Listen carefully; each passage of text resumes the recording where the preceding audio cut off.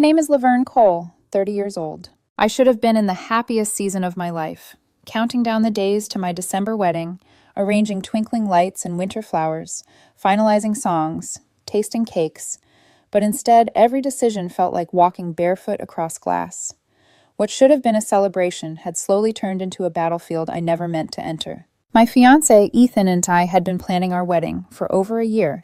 Not a lavish spectacle, not a roaring party with fireworks and gold-plated centerpieces, just a simple, intimate ceremony in an outdoor garden venue that looked magical under soft winter light.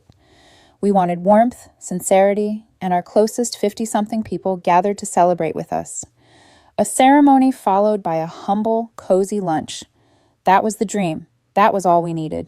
And honestly, this wasn't a whim. We'd picked December with intention. We'd chosen that venue after touring half a dozen places. We'd saved for it, booked early, paid deposits, paid more than deposits, nearly 60% of the full cost, non-refundable. My mother and sister knew all of this, every detail. But the day my wedding invitations went out, everything shifted sharply. I could feel the turn in the wind before I heard it in their voices. My older sister, Melanie, 3 years older than me, had just gone through a heartbreak so brutal and humiliating that even I couldn't fully wrap my head around it. She had been stood up at the altar a few months earlier by the man she'd only known for 5 or 6 months. They'd planned a tiny church wedding, barely 20 people. 3 from his side. His parents couldn't make it. His friends didn't show. And then he didn't either. They waited in that small church for hours, the candles melting down past the halfway point. My mom kept calling him. My sister kept checking her phone. I remember standing in the back, watching Melanie's face slowly collapse into disbelief. When he finally texted, it was a single message. "I can't do this. I'm not sure." Just like that, everything shattered.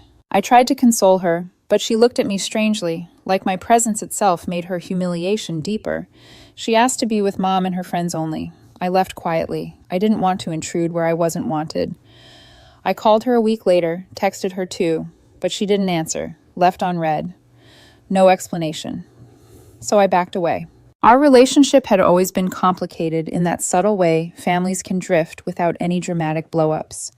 Growing up, we weren't enemies, just different. She preferred being home with Mom, listening to gossip, cooking, staying close to the familiar warmth of family. I was always somewhere else, studying for scholarships, joining school clubs, accepting group projects, applying for internships, dreaming outside the walls. I moved out at 18 to attend college far away.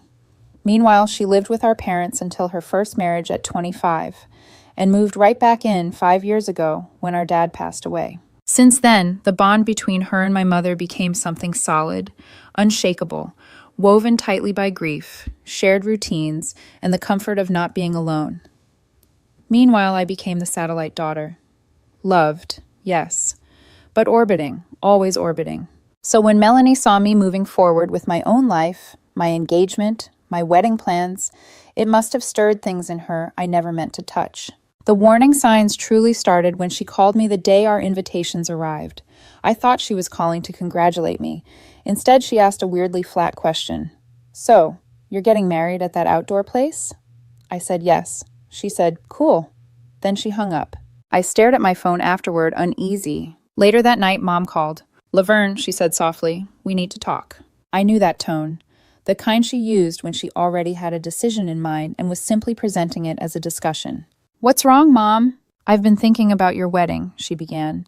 "Given everything that happened with your sister, I think you should tone things down." I blinked, confused. "Tone down? What do you mean?" "I mean, cancel the venue," she said as naturally as if she were suggesting I switch brands of toothpaste. "It would be better to just get married at a church or the registrar's office. Something small, something quiet, maybe around 30 people." I thought it was a misunderstanding.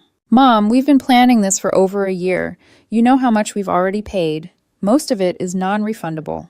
But she didn't budge. "It would be insensitive, Laverne, to have a big, pretty wedding so soon after your sister was left at the altar." My heart sank. "Mom, our wedding isn't big or fancy, and it's been planned long before Melanie even met her fiancé." "It doesn't matter," she insisted. "Your sister is hurting. Seeing you walk down a decorated aisle might be too much for her." There it was, the real reason. So you're asking me to cancel my wedding? I think that's the best way to protect her feelings, she said casually, as if she weren't detonating a bomb on the most important day of my life. I couldn't speak for a moment. When I told her we couldn't postpone again, especially after delaying once due to Ethan's job overseas, Mom sighed heavily. You postponed once for your fiancé, she said. If you love your sister, you can postpone again. I felt heat rising in my chest. That's not fair. Yes, it is, she said sharply. And if you weren't so selfish, you'd see that. I hung up. My hands were shaking. Later, I told Ethan everything, and he tried to understand. I get why your mom feels bad for Melanie, he said gently. If this were my brother, I might feel weird too. Maybe we could do something simpler, if it makes everyone less upset.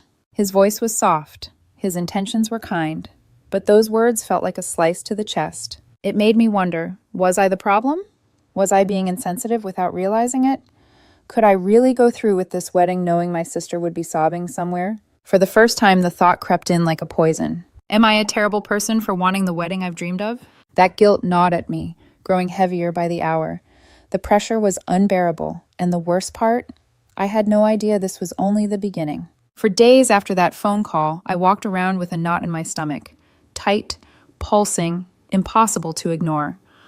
I avoided every call from my mother. I muted the family group chat. I buried myself in wedding tasks, but nothing felt joyful anymore. Picking flower arrangements while wondering if your family hates you is a special kind of emotional whiplash. Ethan watched me from across the living room one evening, his laptop open but forgotten. Laverne, he said gently, we need to talk about this. I froze. He continued, your mom, your sister, this situation isn't going away. I don't want our wedding to add to anyone's pain. Something inside me wilted.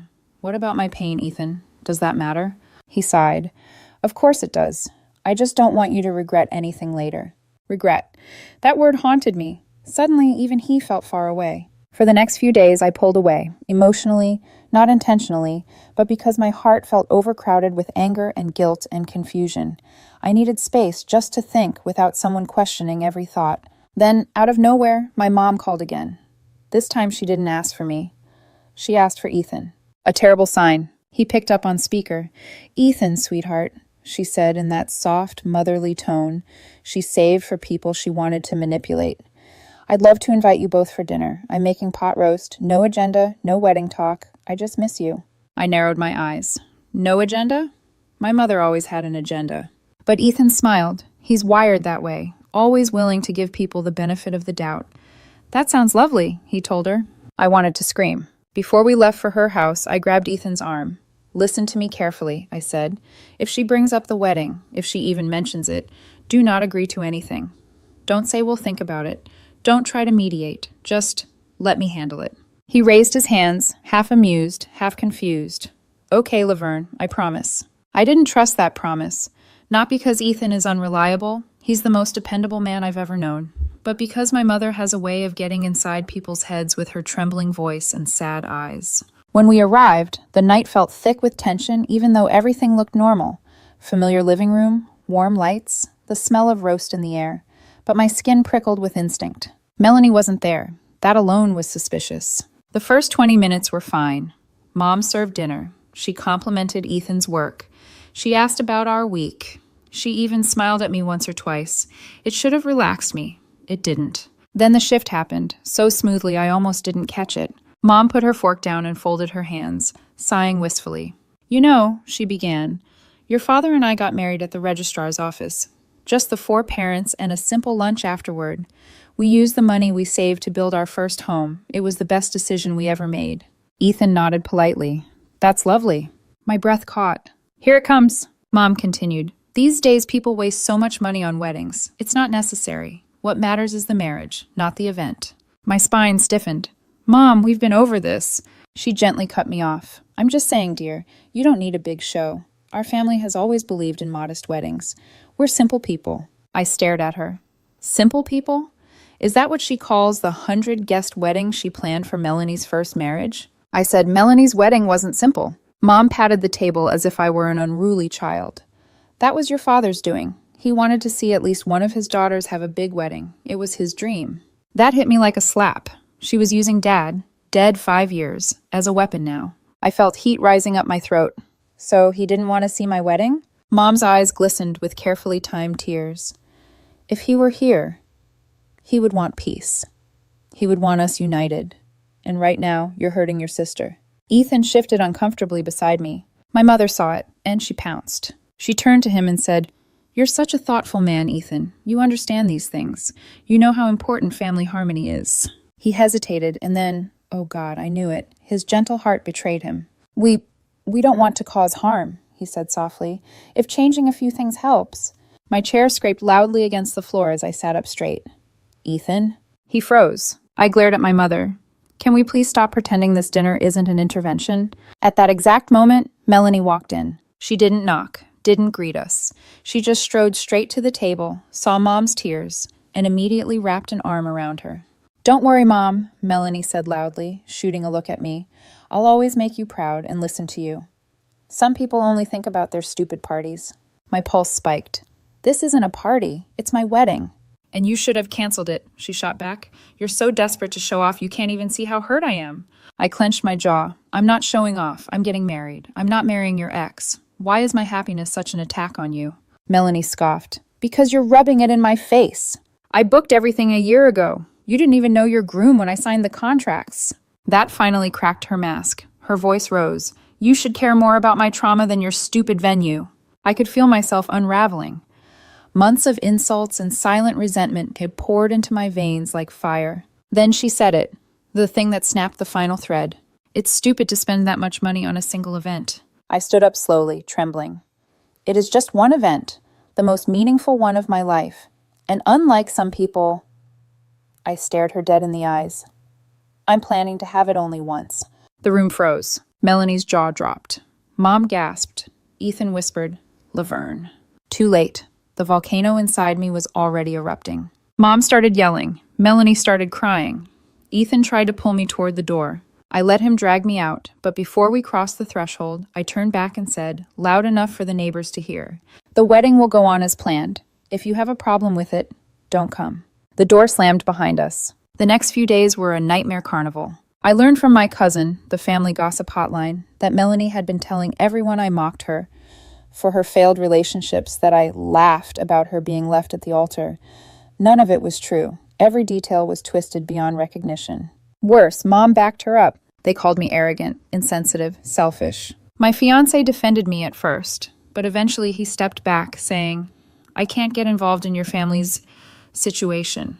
Whatever you decide, I'll support." Support in theory, but he wanted out of the blast zone. So I made my decision alone. I wrote them both an email. Short, clear, firm. I told them they were officially uninvited from the wedding.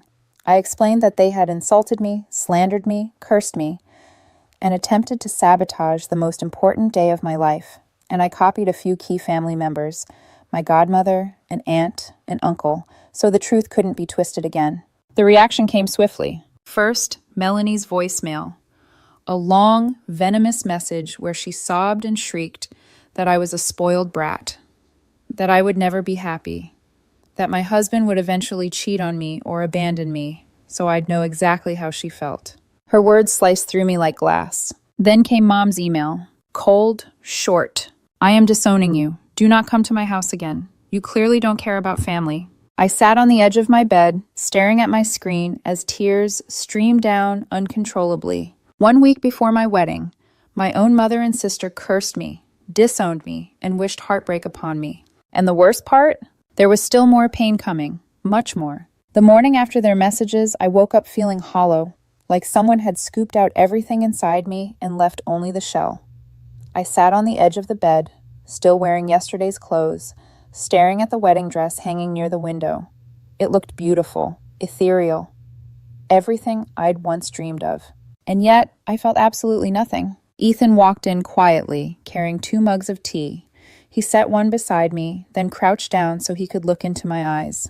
"Laverne," he whispered, "talk to me." I shook my head. Words felt like sandpaper in my throat. He took my hands gently. "I know your family hurt you, but don't let them take away our day. This wedding, this marriage, is ours." Something in me cracked. Tears spilled before I could stop them. Ethan pulled me into his chest, holding me as if he could keep me from falling apart completely. The next couple of days blurred into a haze of last-minute preparations mixed with raw grief. I tried to focus on seating charts, vendor messages, playlist updates, but every time I paused, even for a breath, Melanie's curses and my mother's disownment flickered through my mind like ghosts haunting the edges of my vision. Just when I thought the storm had reached its peak, my phone rang. Mom! For a full minute, I stared at her name flashing on the screen, my heart hammering against my ribs. I didn't want to answer. I didn't want more poison. But something inside me, maybe exhaustion, maybe curiosity, pressed my finger to accept. Laverne, she said quietly. Her voice didn't sound angry or manipulative. It sounded broken. I need to see you, she said. Please, just for a few minutes. Against my better judgment, I agreed. We met at a quiet cafe near the river, neutral territory where neither of us could slam a door or walk away without witnesses. Mom was already seated when I arrived, hands clasped tightly around a mug as if it could keep her steady. She looked smaller than I remembered, older. When she saw me, her eyes filled instantly with tears. Without speaking, she reached into her purse and pulled out a folded letter. She slid it toward me with trembling fingers. "It's from your sister," she whispered. I didn't touch it at first. I just stared. Mom swallowed hard before continuing. She's been struggling more than we realized. Her therapist told her to write down the feelings she couldn't say out loud. She paused, blinking fast. She asked me to give this to you. My chest tightened as I slowly unfolded the letter. Melanie's handwriting was shaky, almost childlike. Laverne, I don't know how to face you right now. I know what I said to you was unforgivable. I know I hurt you deeply. I wasn't angry at you. I was angry at everything. At being abandoned. At feeling like a failure, at seeing you have everything I wanted but couldn't keep. Your wedding wasn't the problem, my shame was. I took it out on you because I knew you always tried to be strong and you wouldn't break easily, but you did, and that's on me. I'm sorry. I want you to have a beautiful wedding, even if I can't attend. I hope one day you can forgive me. Melanie. I read it twice, 3 times. My chest tightened so painfully it felt like someone was pressing a fist against my heart. I had wanted an apology, but not like this. Not soaked in pain and regret and vulnerability. Mom reached across the table, touching my hand gently. Laverne, I'm sorry too. I looked up sharply. She nodded, tears spilling freely. I've been grieving your father for years, and when Melanie came home broken, I panicked. I wanted to fix everything for her. I thought protecting her meant pushing you aside. I didn't realize I was hurting you in the process. She took a shaky breath. You didn't deserve any of it. Not the guilt, not the pressure, not the words we threw at you. I felt my throat tighten. Then why did you choose her side every time? Because, she whispered, voice cracking, she needed me. And I didn't want to lose you too. That sentence unraveled something inside me. I didn't forgive her instantly. Real life doesn't work like that. But I understood her more clearly than before. No excuses. Just messy, human vulnerability. By the end of that meeting, I made a decision. I called Melanie first. She answered after 3 rings, her voice small and wary. I got your letter, I said softly. I'm sorry, she whispered. I know that doesn't fix anything. It's a start, I said. We talked for several minutes, awkward, tentative, but honest. She wasn't ready to come to the wedding. I didn't force it. She wished me happiness, her voice cracking near the end. Then I called Mom. If you want to come to the wedding, I said, you're welcome. She let out a breath that sounded like relief and gratitude woven together. Thank you, sweetheart. I won't cause any problems, I promise. And just like that, the storm softened. Not gone, but no longer swallowing me whole. Our wedding day arrived on a crisp December morning, the kind where the air feels cold enough to sting your cheeks, yet sunlight still manages to glow warmly through the trees. The garden venue looked enchanted. White and gold decorations draped from branches, fairy lights twinkling like stars fallen to earth, winter flowers adding soft bursts of color. Guests arrived in scarves and warm coats, breath forming tiny clouds. When I stepped out in my dress, a hush fell. Ethan turned around. The look on his face, the awe, the love, the softness, made every tear, every sleepless night, every argument fade into insignificance. Laverne, he whispered, voice breaking. You're breathtaking. The ceremony was intimate, heartfelt, emotional. When we exchanged vows, both of us cried. Even the officiant looked misty-eyed. Our guests clapped and laughed and wiped their own tears. It felt like the world had shrunk to just us and this moment. And then, midway through the reception, my mom took the microphone. I froze. I swear I felt my soul leave my body for a second. But then she started speaking. And it wasn't a lecture, or manipulation, or guilt. It was beautiful. She talked about my childhood, about how proud she was of me, about how my father would have been thrilled to see this day. She even joked lightly about how stubborn I'd been since age 5, making the guests laugh. Her voice shook with sincerity, not performance. When she stepped down from the small stage, she hugged me. Really hugged me. Not stiff, not obligatory, real. Later in the night, as the lights dimmed and soft music played, she and I shared a dance. We didn't speak much, just held on to each other, letting the months of pain slowly dissolve into something gentler. Even Melanie found a way to be present. She sent a bouquet, a beautiful one, and a short note wishing me love and peace. I placed it near the family photo table right beside Dad's picture. When the reception ended, Ethan and I led our guests outside. One by one, we released lanterns into the sky, symbolic, glowing, drifting toward the stars. People cheered, whispered their wishes, held hands. As my lantern floated upward, I closed my eyes and let go of everything. The resentment, the curses, the guilt, the fear, all of it. When I opened my eyes again, the lanterns were rising in a cluster of soft lights, like hope itself taking flight. Standing beside Ethan, wrapped in his warmth, I realized something. This wedding wasn't just the beginning of our marriage. It was the beginning of healing.